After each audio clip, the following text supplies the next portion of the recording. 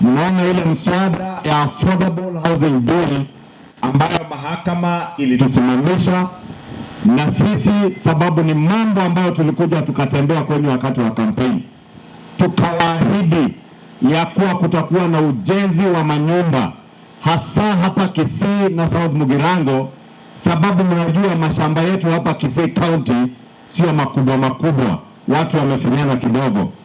Ili tusiendelee kukatakata mashamba, watu wawe na mipango ya affordable housing, vijana wazee wapate manyumba ambayo ni ya kisasa ya kuishi. Lakini jambo la muhimu zaidi, vijana wengi ambao hawana ajira wapate ajira, ili wale viongozi wanatumia vijana kwa mambo ya vurugu ya kisiasa wajue hizo ni siasa za karne iliyopita, miaka ambayo iko nyuma yetu. Wewe kama ni kiongozi, panga vile vijana wataingia kwa ajira, kwa affordable housing, manyumba yakijengwa hapa Kisii County. Panga vijana vile wataingia, wapewe kandarasi. Kama ni ya kuunda madirisha na milango, wanapewa kandarasi. Kama ni ya kupaka hizo manyumba rangi, vijana wa hapa Kisii wapewe kazi ya kupaka nyumba rangi, wapewe kazi ya architects, wapewe kazi za engineer.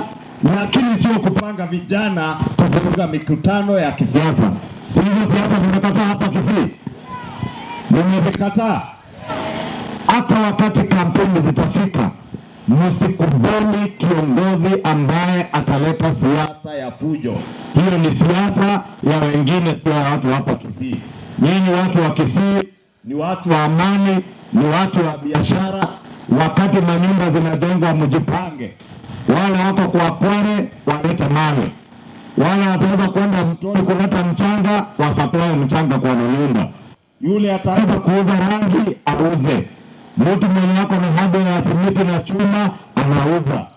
Wewe hata kama ni mama, una biashara, una kozi yoyote ya kufanya, pika ugali, pika uji, pika chapati, pika githeri, kwenda pale kwa site uza.